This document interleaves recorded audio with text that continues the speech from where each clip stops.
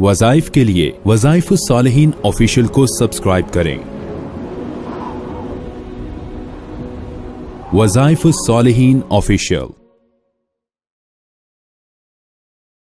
नहमदुहु व नुसल्ली अला रसूलिहिल करीम, अम्मा बअदु फ़अऊज़ु बिल्लाहि मिनश शैतानिर रजीम, बिस्मिल्लाहिर रहमानिर रहीम। बहुत से गुनाह ऐसे हैं जिनकी सज़ा इंसान को मिलती है और नकद मिलती है दुनिया की जिंदगी में। उनमें एक गुनाह जिना है, बदकारी है, और क़यामत जिस तरह करीब आ रही है, बदकारी जिना उरूज पे होता जा रहा है। यहाँ तक कि अब मुआशरे के अंदर इस गुनाह को गुनाह समझना भी मफकूद हो गया और लोग इस गुनाह को भी गुनाह समझने को अब तैयार नहीं, बल्कि नजरों का जिना और फिर इसी तरह जो है सोचों का जिना और फिर प्रैक्टिकली मुकम्मल जिना, ये चीजें आम हो चुकी हैं। बदनजरी आम है और आवारागर्दी आम है और जायज कहकर दुनिया कुफर ने, यूरोप ने इसको गर्लफ्रेंड बॉयफ्रेंड का नाम देकर जायज करार दे दिया। और यहाँ तक कि आज मुस्लिम कंट्रीज के अंदर भी जहाँ बॉयफ्रेंड गर्लफ्रेंड कहकर इस काम को भी गलत नहीं समझा जाता और मयूब नहीं समझा जाता। तो आप ये चीज जहन नशीन कर लें। सूरह नूर का पहला रुकू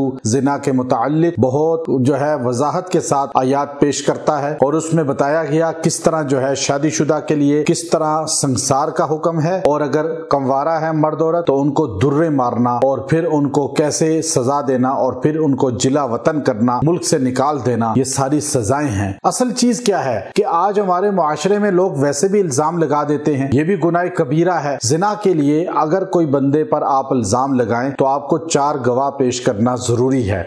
अगर आपने 4 गवाह पेश नहीं किए, शरई अदालत होगी तो वो आपको 80 दुर्रे मारेगी, कोड़े मारेगी, यहाँ तक कि वो कोड़े इतने सख्त होते हैं लोग मर भी सकते हैं। इसलिए याद रखें, आज सोशल मीडिया का दौर है, हर बंदे के मुतालिक झूठ भी कहा जाता है, फलां बदकार है, फलां जनाकार है, फलां इस तरह आवारा है, और हालांकि वो नहीं भी होता, लोग उसके बारे में मशहूर कर देते हैं। इस्लाम कहता है अगर आप किसी के मुताल्लिक ये कहते हैं कि ये ज़नाकार है तो आपको 4 गवाह पेश करने पड़ेंगे। और ये सैयदना उमर रजी अल्लाह तआला के ज़माना में हज़रत मुगीरा बिन शुअबा रजी अल्लाह तआला अन्हु का वाक़या मशहूर है और उसमें एक गवाह नहीं था, 3 गवाह पेश हो गए, जिस पर उमर रजी अल्लाह तआला अन्हु ने उनके मुताल्लिक क्या सख्त जुमला कहा कि उन गवाहों के मुताल्लिक। अब आप ये देखिए कि हमें सहाबा इकराम की जिंदगी हमारे लिए मिशाल राह है। अब यहाँ कैसे लोगों को बदकार कहा जाता है, जनाकार कहा जाता है और उनके बारे में इस तरह के अल्फाज कहे जाते हैं, तो हमें इस पर भी अपने आप को इस्लाह करनी चाहिए।